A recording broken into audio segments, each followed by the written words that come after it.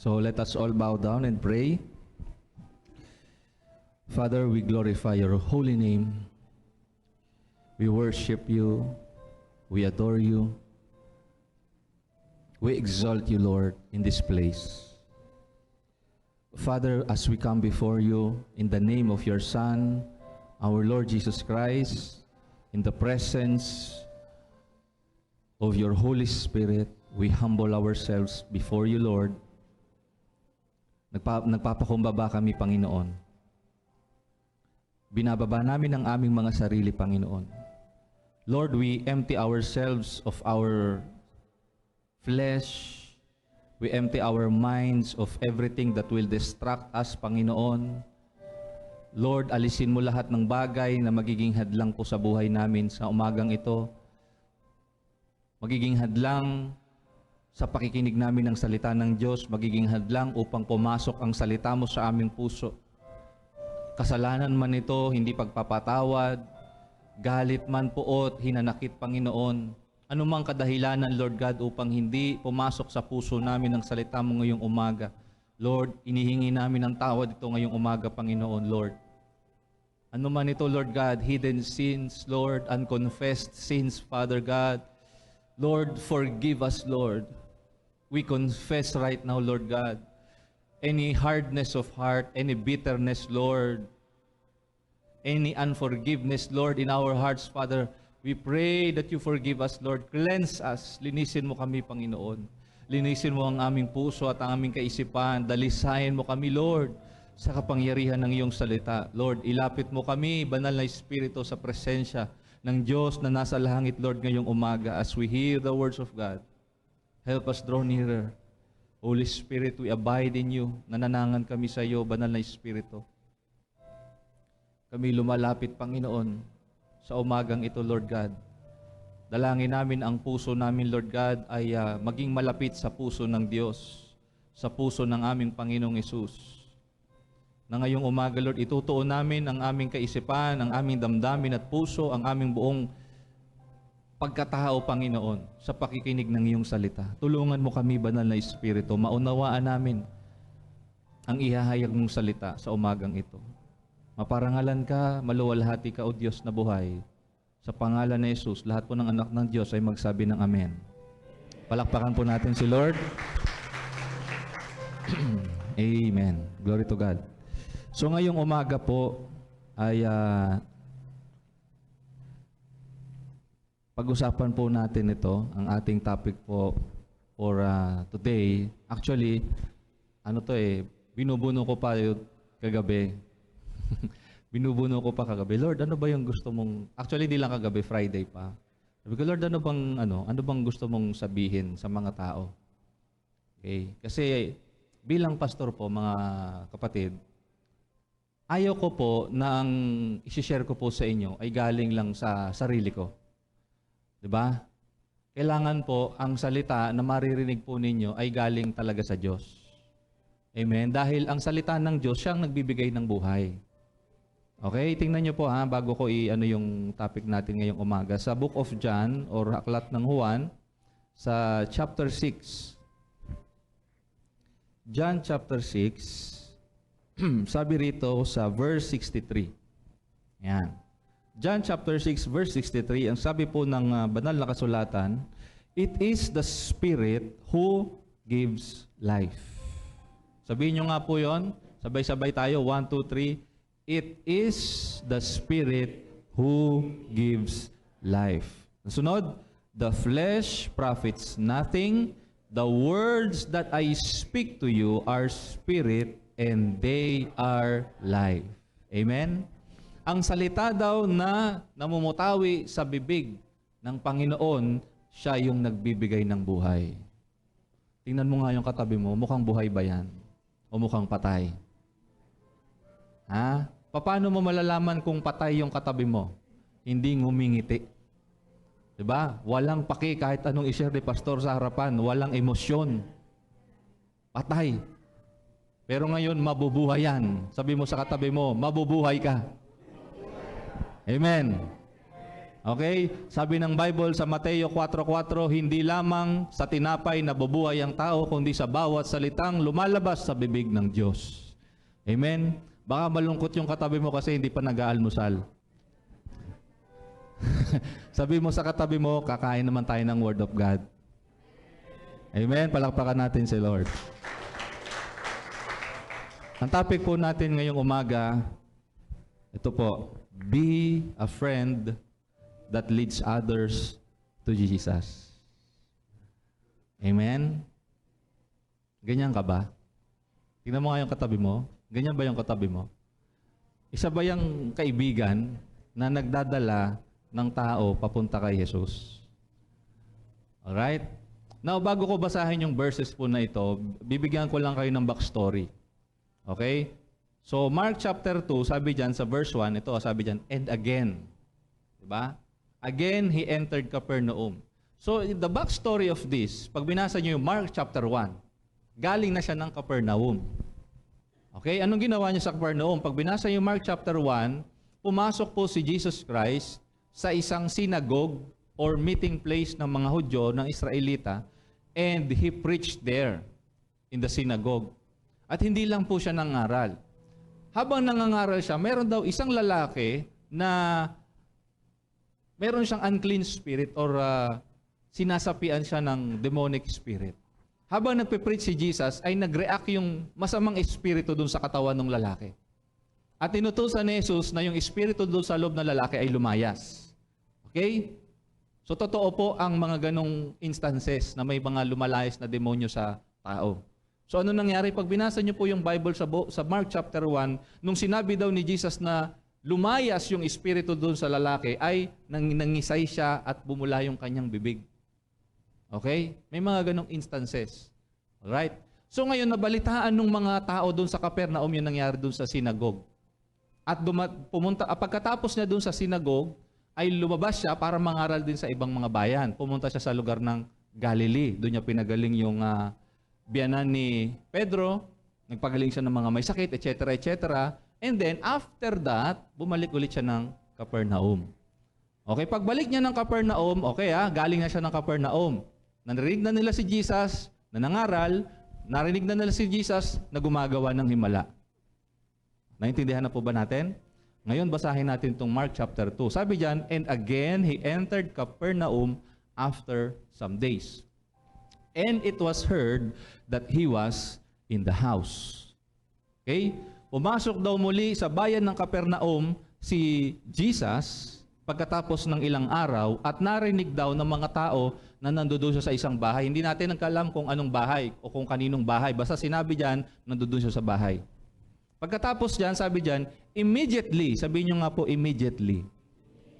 Ayan, nung narinig, nabalitaan ng mga tao doon sa Capernaum na nandoon si Jesus sa lugar nila. Sabi diyan, immediately, many gathered together. Amen po ba?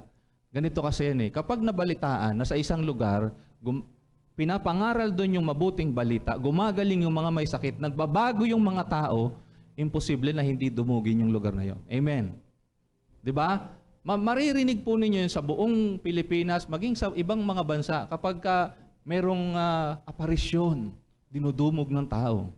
Tama ba? Kasi ang isip ng tao, pag merong aparisyon, merong himala. Pero anong sabi ni Nora Honor? Joke lang yan ha, joke lang. Merong himala. Si Jesus nga naghimala eh. Amen? Okay? Pero hindi sa pamamagitan ng aparisyon, kundi sa kapangyarihan ng Diyos na buhay. Amen po ba? Okay. So many gathered together so that there was no longer room to receive them. Napuno na yung bahay. Imagine niyo, okay, imagine ito yung bahay na yon. So sobrang dami ng tao, hindi na daw magkandaw-gaga yung mga tao, hindi na magkasya, nagsisiksika na. No? Puno na to, puno na diyan, puno na dito, puno din do sa baba. 'Di ba? Okay. So ganun karami yung tao, isang bahay lang. So not even near the door, kahit yung pintuan, puno na ng tao. Okay? And he preached the word to them. Nangaral siya ng salita ng Diyos. Okay, then they came to him. Sino to? Bringing a paralytic who was carried by 4 men. Okay. Balitang-balita na sa lugar ng Capernaum na si Kristo o si Jesus nangangaral at nagpapagaling, nagpapalayas ng demonyo. Itong apat na tao na ito, bit yung kaibigan nila na paralitiko. Okay? And when they could not come near him because of the crowd, hindi daw sila makalapit ng malapit kay Jesus kasi siksika na eh. Okay? Siksika na. They uncovered the roof where he was. Tinuklab nila daw yung bubungan. Tapos, ibinaba, sabi diyan, when they had broken through, they let down the bed on which the paralytic was lying. So yung paralitiko, ibig sabihin, hindi siya nakakagalaw. Okay? Apat na tao yung may bit-bit sa kanya. Hindi sila makalapit sa pintuan. Hindi sila makalapit kay Jesus. Anong ginawa nila? Umakyat sila ng bubong. Tinuklab nila yung... Tama ba yung term ko? Tinuklab? Tinungkab? Tinungkab. Pareho lang. Ayun. Tinungkab nila yung bubungan. Tapos nung natungkab na, tinanggal yung kisame. Anong ginawa? Binaba daw nila yung kaibigan nilang paralitiko. Pag paralitiko, hindi nakakagalaw, di ba? Wala siyang lakas para maglakad, wala siyang lakas para tumayo. Talaga nakahiga lang siya. Pero yung kaibigan niya, mga kaibigan niya, nilapit siya kay Jesus. Gumawa sila ng paraan para mailapit siya kay Jesus. Sabi diyan, when Jesus saw their faith, he said to the paralytic. Ulitin ko ha. When Jesus saw the faith of the paralytic, hindi, di ba? Nung nakita ni Jesus yung pananampalataya nino, yung kaibigan nung paralitiko. Sinabi ni Jesus dun sa paralitiko, Son, your sins are forgiven you. Okay? And some of the scribes, yung mga religious daw, were sitting there and reasoning in their hearts. So, sinasabi nila sa kanilang puso, sabi, bakit sinasabi ng taong ito? No? Itong blasphemy na ito, ano ba yung blasphemy sa Tagalog? Kalapastanganan. Ayan. Anong sinasabi nitong taon to kalapastanganan na nagpapatawad siya ng kasalanan? Ang Diyos lang ang nakakapagpatawad ng kasalanan. But immediately, when Jesus perceived in His Spirit, okay, daming tao, di ba? Hindi niya naririnig, pero dahil alam niya, Diyos siya eh. Alam niya yung pinag-uusapan ng mga tao sa harapan niya. Amen po ba? Oh. Halimbawa, nandito si Lord. Alam ni Lord yung nasa puso mo. Okay? Alam ni Lord yung nasa puso natin. Halimbawa, nagsasalita si Pastor. Corny naman yung story mo, Pastor. Alam ni Lord yon. Okay? So, Jesus perceived in His Spirit that they reasoned within themselves. He said to them, why do you reason about these things in your heart? Which is easier? Ano bang mas madali? Ang sabihin dun sa paralitiko na pinatawad na mga kasalanan mo, o tumayo ka, buhatin mo ang iyong higaan at lumakad ka. Ano yung mas madali daw doon? Patawarin yung kasalanan o yung paralitiko na hindi nakakagalaw ay sabihin niya sa kanya na tumayo ka, buhatin mo yung higaan mo at lumakad ka. Ano mas madali? Ano mas madali? Ano mas madali? Ha? Totoo? Totoo ba? Totoo ba? Tanungin mo yung katabi mo, ano mas madali sa'yo? Magpatawad? O buhatin yung bangko mo?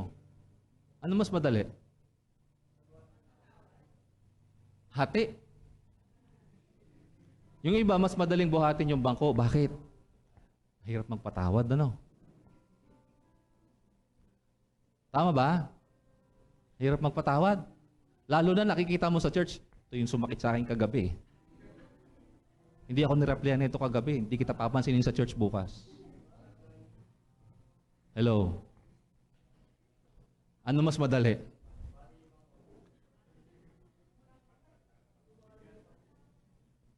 Oh. Okay? Pero anong unang sinabi ni Jesus doon sa paralitiko? Anak, pinapatawad ka na sa iyong mga kasalanan. Amen? Okay, tuloy tayo sa pagbasa. But that you may know that the Son of Man has power on earth to forgive sins. Para malaman ninyo na ang anak ng tao ay may kapangyarihan o may otoridad dito sa lupa na magpatawad ng kasalanan. Sinabi niya dun sa paralitiko, okay? Tumayo ka, buhatin mo ang iyong higaan, at umuwi ka sa iyong bahay. Immediately, he arose, took up the bed, and went out in the presence of them all. So that all were amazed and glorified God, saying, we never saw anything like this. Amen. Okay.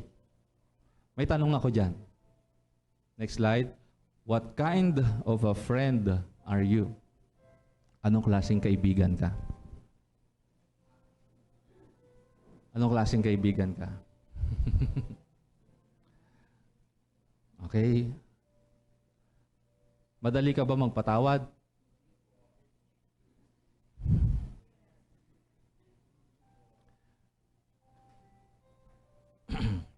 Okay.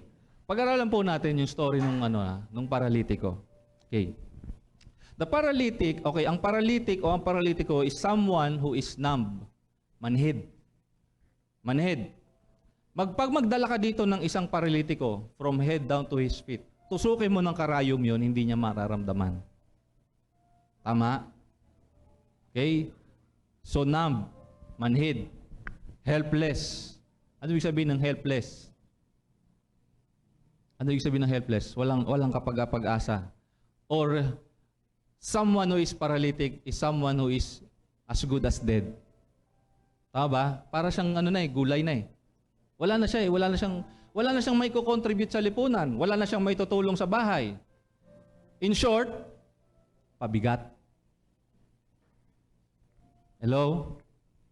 Hello? Okay. I want you to read again sa story. Sino yung nagdala sa kanya kay Jesus? Sino yung nagdala dun sa tao na yon kay Jesus? Kaibigan niya. Okay? Kaibigan niya. Hindi niyo napansin, bakit hindi yung pamilya na yung nagdala sa kanya kay Jesus? Bakit kaya? Pwede na sinukuhan na siya ng pamilya niya. Tama ba? In most cases, tayo po, sinukuan na tayo dati ng pamilya natin. Pero si Jesus, hindi ka sinukuan. Amen? Kasi si Jesus, sabi niya, greater love has no one than this, than to lay down His life for His friends. Amen po ba? Ganun ka bang klaseng kaibigan? What kind of a friend are you? Nung nakita mo yung kaibigan mo, helpless na sa sitwasyon niya. Hindi naman ko sinasabi na physically na siya yung lantang gulay. Pwedeng sitwasyon niya, mentally, emotionally, pwedeng physically, spiritually, paralitiko siya. Paralyzed siya. Okay? Tapos sinukuha na ng pamilya. Ano ba yung ibig sabihin ng isang paralytic? Okay? Sometimes, it is a friend. Do sa next slide natin. Meron ka bang kaibigan?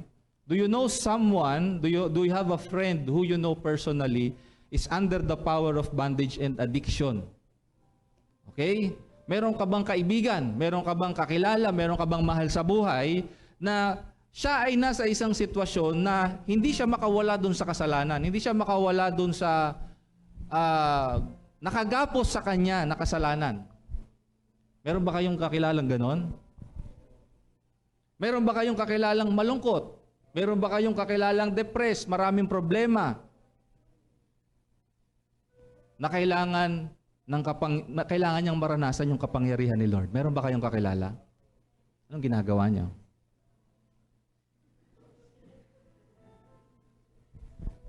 Anong ginagawa natin? Okay? Kaya maganda, merong verse sa Bible, Proverbs 18:21 ba yun? There is a friend that sticks closer than a brother. Tama ba yung verse ko? Ano bang verse yun? Nalimutan ko yung verse eh.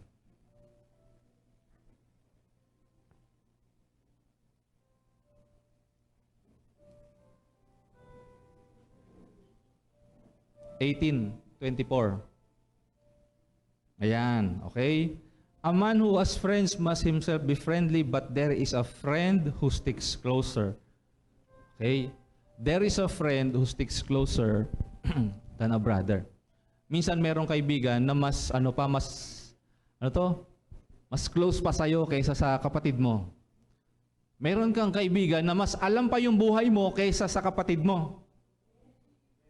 Meron kang kaibigan na mas kilala ka pa kaysa sa nanay at tatay mo. Amen? At ganun ka rin sa kanya. Mas kilala mo siya kaysa sa nanay at tatay niya. Kasi pag kayo lang magkasama, open na open siya sa'yo. Lahat ng sikreto niya, sinasabi niya, pati crush niya, di ba? Pati kung anong kulay ng underwear niya. O, anong susutin niya bukas. O, ano yung assignment niya. Di ba? Sinasabi niya lahat. Ganun kayo ka-close. Amen? Okay? At alam mo rin yung pinagdadaanan niya sa bahay. Sa halimbawa, sa eskwelahan, ang saya-saya niya. Di ba? Maligalig, masaya. Siya yung, kumbaga, bangka. Lagi siya nagpapatawa. Pero alam mo yun, pag nasa bahay siya, malungkot siya. Pag nasa bahay siya, nag-iisa lang siya. Kung hindi siya nasa basement, nasa bubong siya. Mag-isa lang siya. Meron ba kayong ganong kaibigan? O ikaw yun?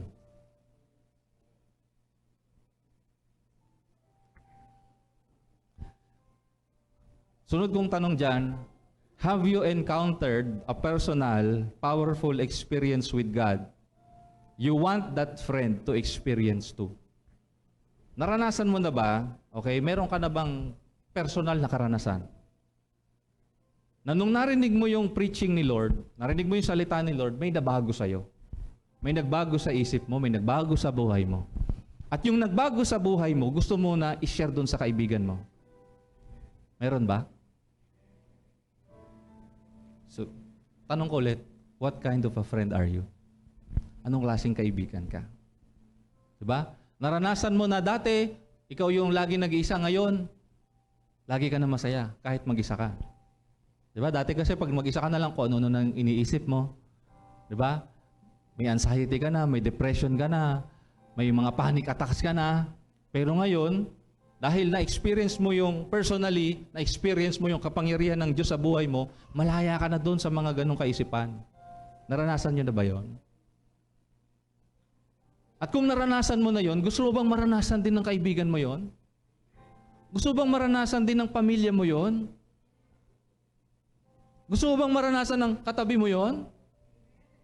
Baka gusto mo lang maranasan ng katabi mo yung lambing mo. Hindi yung lambing ni Lord. Okay?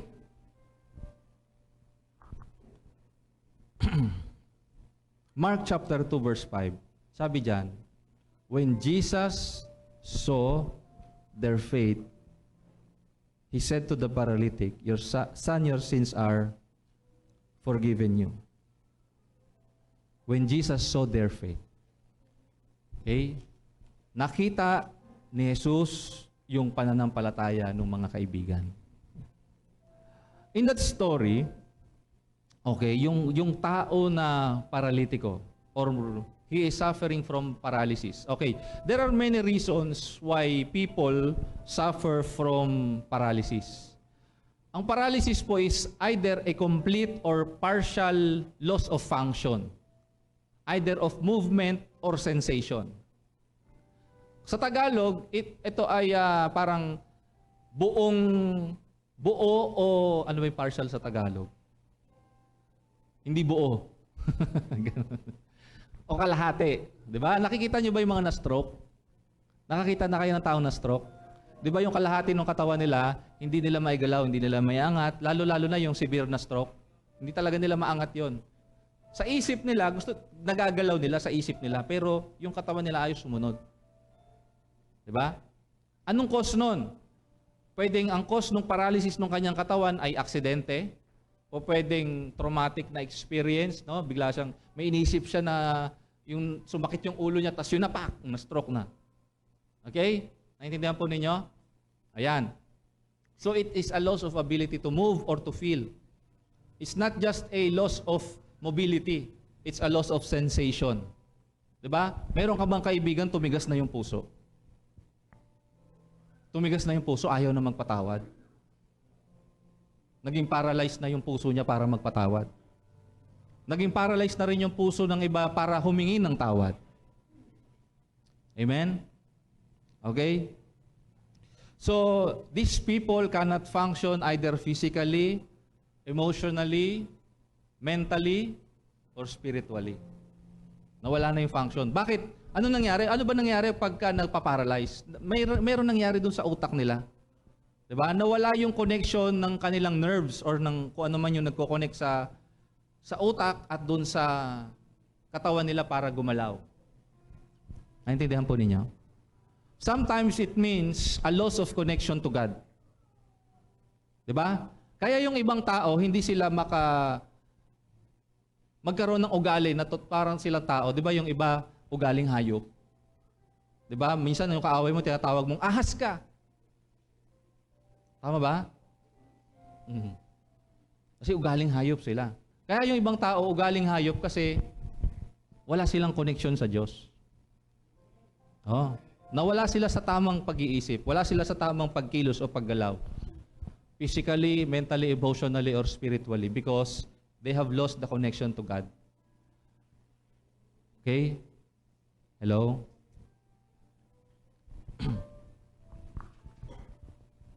So yun po yung causes ng paralysis. Kapag nakikita mo yung kaibigan mo, best friend mo, yung anak mo, na parang may mali sa kanya, ano yung ginagawa mo? Sa asawa mo, lalo na. Halimbawa, kaming dalawang mag-asawa. Hayaan mo lang ba siya na may sakit? Hayaan mo lang ba siya, halimbawa ako, hahayaan lang ba ako ni Mrs. na lumalangoy ako sa kasalanan? O gagawa siya ng paraan para may iahon ako doon? Hello?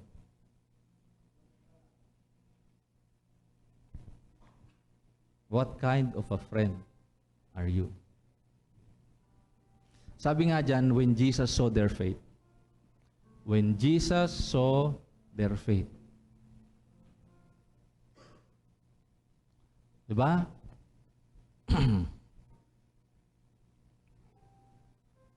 Gusto kong balikan natin yung sa story, sabi dyan, when they could not come near Him because of the crowd. Daming sagabal. Diba? Ano ba yung crowd? Pwedeng tropa ng asawa mo, tropa ng anak mo. Sila yung umaharang para makalapit ka kay Jesus. Diba? Pero I tell you, my brothers and my sisters, huwag mong susukuan. Huwag mong susukuan. Gawin mo lahat ng paraan para mailapit siya kay Lord. Kasi sa sarili niya, wala siyang lakas eh. Naintindihan po ninyo? Paralyzed siya eh. Hindi nagfa-function ng tama yung sarili niya na makalapit kay Lord. Kailangan mo siyang tulungan. Kailangan mo siyang akayin. Kailangan mo siya minsan buhatin. Nakakapagod, tama ba? Biro mo, ang bigat ng taong na-stroke. Kasi yung tatay ko na-stroke eh. Dalawa pa kami magkapatid nagbubuhat sa kanya, bigat na bigat kami. Pero yung taong nakakagalaw, di ba, kahit hindi mo na alalayan, pero yung taong hindi makagalaw, kahit alalayan mo, ang bigat-bigat. Tama ba? Sometimes ganun tayo. Di ba? Pabigat sa pamilya. Kaya sinusukuhan ka ng pamilya mo eh. Pabigat ka eh. Pero, sabi sa story, yung mga kaibigan niya, yung 4 niyang kaibigan, hindi siya sinukuan. Amen po ba? Yun ang totoong kaibigan. Hindi ka susukuan na ilapit ka kay Lord kahit na ganyan ka. Kahit na pasaway ka. Kahit na tigas ng ulo mo. Kahit na tigas ng puso mo. Hindi ka niya titigilan na maka-breakthrough kay Lord. Hello? So sabi diyan, so when they had broken through, okay? Umakyat sila sa bubong, tinungkab nila yung bubong, pati yung kisame, sabi diyan, when they had broken through. Okay? When they had broken through. Yung breakthrough na yun na sinasabi dito, it is your prayer. Kung hindi siya makalapit, ikaw yung lumapit para sa kanya. Hello? Kung hindi niya magawa makawala doon sa kasalanan niya, ipanalangin mo, iluhod mo, iiyak mo kay Lord. Kaya walang nagbabago sa kanya, kulang ka sa pananalangin para sa kanya. Puro tayo reklamo, bakit ganyan ka pa rin hanggang ngayon? Tanong, pinanalangin mo ba? Pinag-pray mo ba kay Lord na babago siya? Matouch yung puso niya. Have you prayed for your friend? Have you prayed for your son, for your daughter, for your siblings? Nagbabarkada? Lagi mong pinapagalitan. Tanong, pinag-pray mo ba? Bumabalik sa bisyo, tanong, pinag-pray mo ba? Are you praying for your friends? Are you praying for your loved ones? No? Huwag niyong sukukan sa prayer.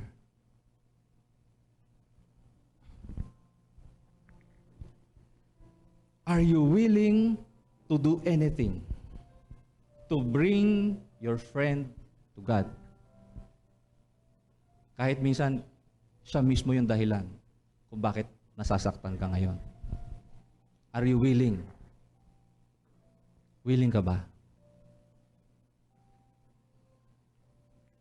Willing ka ba to pray for them tirelessly? Are you willing? Sabi po ng Bible sa 1 Samuel chapter 12 verse 23a, sabi ni Samuel, "Moreover, as for me, far be it from me that I should sin against the Lord in ceasing to pray for you." Ito pong verse na to, sinabi po ito ni Samuel sa mga Israelitang matitigas ang ulo.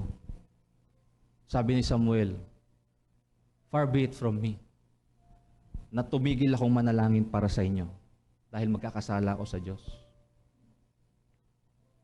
It's my duty and it's my responsibility to pray for you. No matter what I see in you right now, I will be praying for you until I die.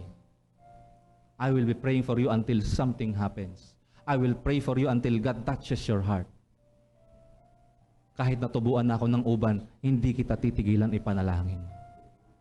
You know, sometimes, when you're praying for a loved one, hindi yan instant na nababago buhay niya. Sometimes you have to pray, you have to kneel down for a year, 5 years, 10 years, 20 years, 30 years, 40 years, 50 years. Yung iba nga namatay na. Saka lang nasagot yung prayer. May mga instances na yung magulang, nakikita nila yung anak nila nagiging pariwara. May mga instances na yung magulang na yun walang tigil sa pananalangin doon sa anak nilang naliligaw ng landas hanggang namatay na sila. Nung namatay sila, tsaka lang na nagkaroon ng realization yung anak. Anong pinaggagawa ko sa buhay ko? Pero may nangyari pa rin. Tama? Tama po ba? It's because of the faith of the parent. Sometimes, those people needs your faith. Those people who can't by themselves draw near to God need you. Those people need you to pray for them. Kahit hindi nila alam na kailangan nila. Diba? Kasi yung mga taong paralitiko, sometimes ang isip nila, hayaan nyo na lang ako mamatay. Pero no, wag mo silang sukuan. Wag mo silang sukuan. Sabi mo sa katabi mo, wag mong sukuan.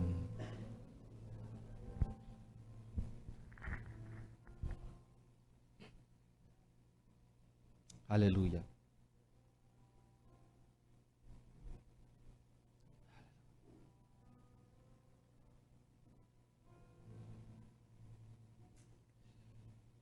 Why do you want to bring someone to Christ?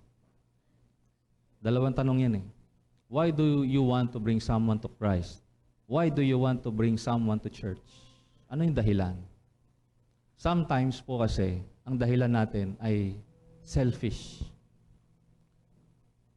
Kaya mo gustong dalhin yung isang tao sa church is because of personal reasons. Ang pinakamagandang motibo kaya mo dinadala ang isang tao kay Kristo at sa church is for that person to experience God. Not because of you. Huwag mong dalhin ang tao sa church dahil sa'yo. Dalhin mo ang church para makilala nila si Lord. Alright?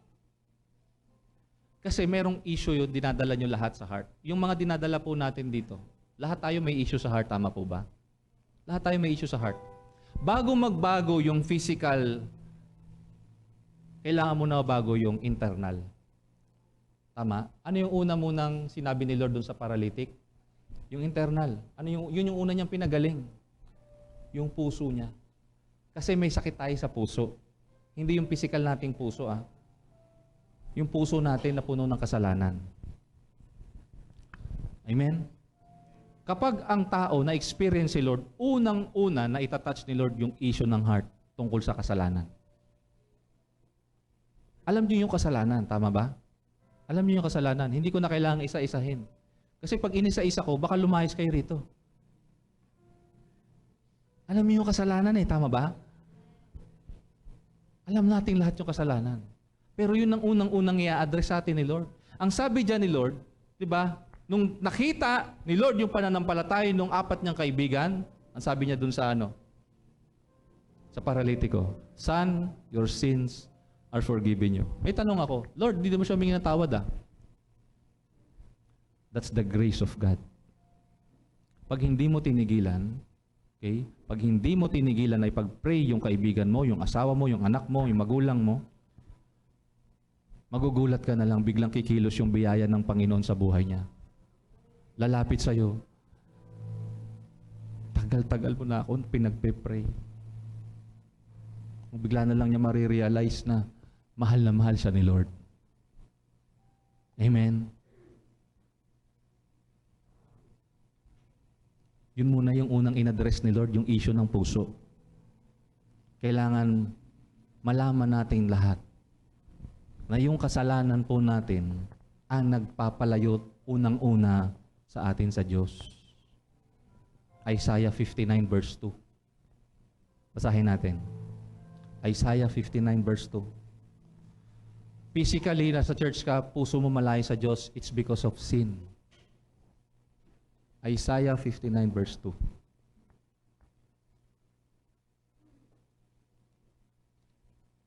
Yan. Okay. Basahin po natin sa Tagalog. Okay lang kay Dave. Tagalog natin. Isaiah 59 verse 2. Tapos basahin niyo po Okay. Sa ASND. Okay. Okay, basa po 1, 2, 3, go.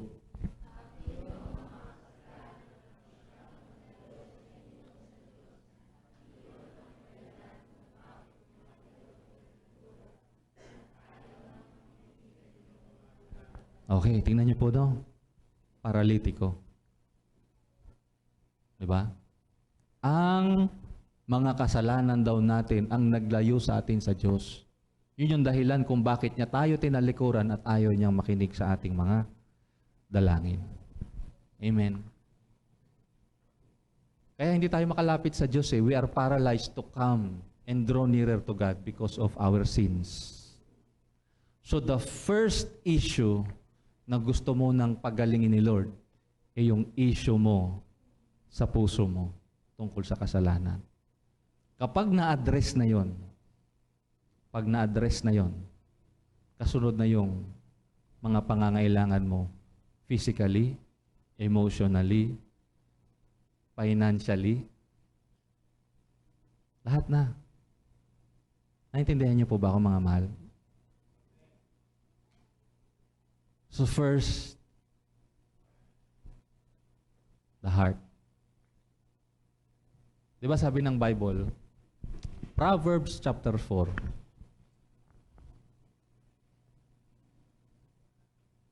Proverbs chapter 4. In verse 23, sa Tagalog ulit kay Dave. Kawikaan, chapter 4, verse 23. Okay?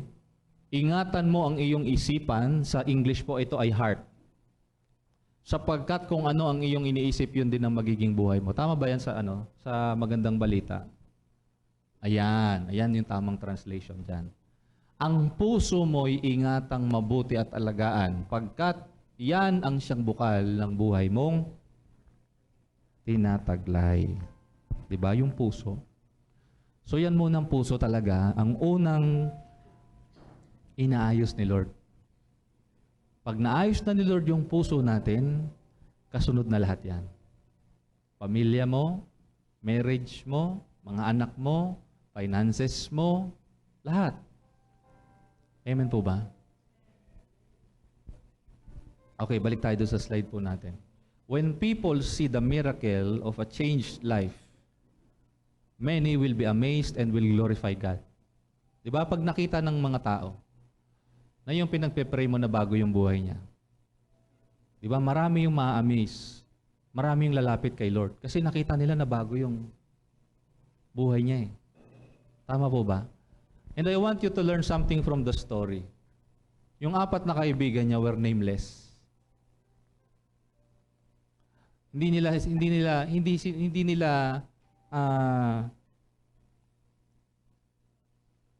hiniling na, uy, pangalanan mo naman kami dyan sa sinusulat mo. Uy, ako nag-win dyan, ako nag-invite dyan.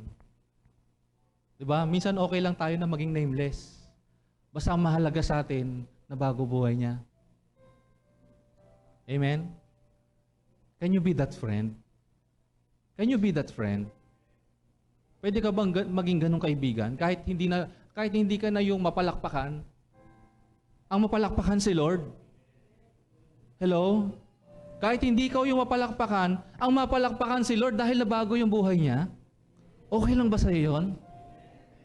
Amen? Sabi doon, sa Mark chapter 2, verse 10 to 12, "But that you may know that the Son of Man has power on earth to forgive sins, He said to the paralytic, I say to you, arise and take up your bed and go to your house." Tingnan niyo to ha.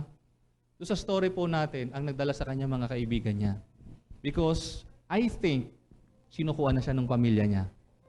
But when he was healed from the heart and his physical body was also healed, the Lord told him, go to your house. Bakit? Maybe, during the time, when he was laying on that bed, hindi siya makagalaw. Dahil nga pabigat na siya doon sa bahay nila, kung ano yung naririnig niya, nareklamo din sa kanya, ng mga tao sa bahay niya. Ang sabi sa kanya ni Lord, balik ka sa bahay mo. Bakit siya pinabalik sa bahay? Sa tingin niyo? Because those people in your house who have hurt you, you need to forgive also. Pinatawad siya ni Lord, pinabalik siya sa bahay, magpatawad ka din. Para magkaroon ka ng totoong healing, kailangan mo patawad. Sometimes unforgiveness is one of the causes for you to not experience the healing power of God. Unforgiveness is one of the primary reasons of God hindering or not answering your prayers. Sabi mo sa katabi mo, you need to forgive. Kailangan mo patawad. Does this message touch you right now?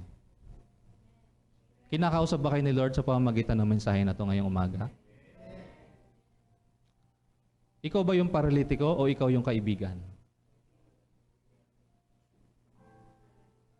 Pwedeng ikaw yung paralitiko ngayon. Tama? Pero gusto kang pagalingin ni Lord. Ngayon pag gumaling ka, maging ikaw naman yung kaibigan. Okay po ba yon? Okay po ba yon? Let us all stand up. Let's worship the Lord.